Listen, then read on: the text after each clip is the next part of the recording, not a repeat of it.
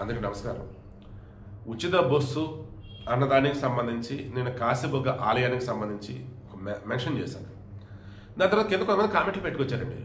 నాకు ఎందుకో ఆలోచింపు చేసింది. తొక్కిసలాట జరగనటువంటి కొన్ని ప్లేసెస్ ఉన్నాయి, తొక్కిసలాట జరిగిన కొన్ని ప్లేసెస్ ఉన్నాయి. రెండు చోట్ల మీరు కంపేర్ చేసి చూడండి. ప్రజలకు సంబంధించి క్రమశిక్షణ, జనాల క్రౌడ్ ఎక్కువైనా తొక్కిసలాట జరగల. ఎందుకు? డిసిప్లిన్.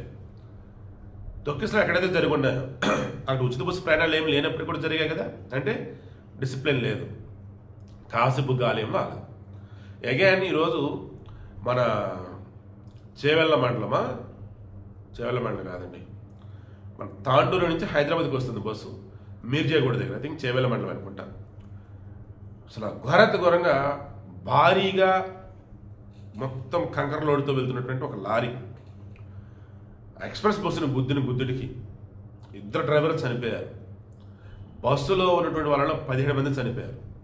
ఈ కంకర అయితే మొత్తం వచ్చి ఆ బస్సులోనే పడిపోయారు. కంకర ఇంకా కూరుకుపోయారు. ఇంకెంతమంది చనిపోయారంటో తెలియదు. ఇక్కడ కూడా చాలా ఎమోషనల్గా ఉచిత బస్సు వద్దు, ఏమొద్దు, ఏంది ఇది అని చెప్పేసి అందరు. ఎందుకు? ఆ బస్సు కెపాసిటీ నాకు తెలిసి 45 మంది 50 మంది ఉంటారు. అప్రాక్సిమేట్లీ 70 మంది ఉన్నారంట. క్రాస్ చెక్ చేసుకున్నప్పుడు ఎక్స్ప్రెస్లో 70 మంది ఓకే ప్రయాణించవచ్చు. దట్ ఎర్లీ మార్నింగ్ కదా. వీళ్ళంతా ఎవరు? ఈ తాండూరు చుట్టుపక్కల ప్రాంతాల నుంచి హైదరాబాద్కి వస్తున్న వాళ్ళు. కాలేజీ స్టూడెంట్స్ ఉన్నారు, సాఫ్ట్వేర్ ఎంప్లాయీస్ ఉన్నారు. ఎందుకంటే ఈరోజు మండే కదా. ఇలా పాపం వాళ్ళు వస్తున్నారు. ఆర్టీసీ వాళ్ళు వచ్చి చాలా పర్ఫెక్ట్గా ఉంటారు డ్రైవర్లు. బట్ ఎంతలో ఎదురు టిప్పర్ డ్రైవర్, వాడికి నిద్ర ఉందో లేదో తెలియదు.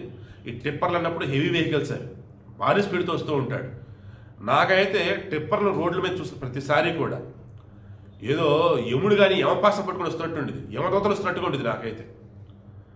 అసలు ఈ టిప్పర్లకు సంబంధించి ఒక టైమింగ్ పెట్టండి. ఆ టైమింగ్లో తప్ప టిప్పర్ రోడ్డు ఎక్కకూడదని పెట్టండి. ఏ స్పీడ్లు ఎంత దారుణంగా వస్తారు వాళ్ళు.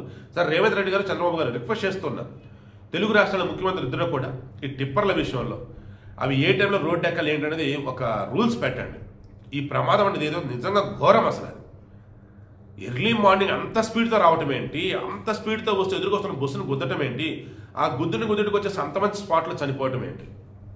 రిక్వెస్ట్ అండి టిప్పర్ యాజమాన్యాలకి, ఆ స్టోన్ క్రషర్ యాజమాన్యాలకి, ట్రిప్పర్ డ్రైవర్లకి, అయ్యా ఆ బస్సులో మన కుటుంబం వాళ్ళు కూడా ఉండవచ్చు.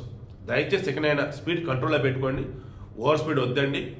అండ్ ఈ బస్సులకు సంబంధించి రెండు తెలుగు ప్రభుత్వాలకి నేను రిక్వెస్ట్ చేస్తున్నా, సరిపడ బస్సులు మీరు వేయండి. ఉచిత బస్సు ప్రయాణం అని చెప్పేసి బస్సులు తగ్గించేస్తే ఆ క్రౌడ్ ఉన్నప్పుడు లేనిపోయిన సమస్యలు. సరే ఎక్స్ప్రెస్ బస్సులో 70 మంది అంటే పెద్ద క్రౌడ్ ఏం కాదు, బట్ క్రౌడే. బట్ ఎనీవే ఓవరాల్గా అన్నప్పుడు మాత్రం ఘోరం జరిగింది. అది పిల్లలు పెద్దలు ఎంతమంది చనిపోయారో లెక్క తెలియట్లా. ఇప్పటికైతే 17 మంది అంటున్నారు.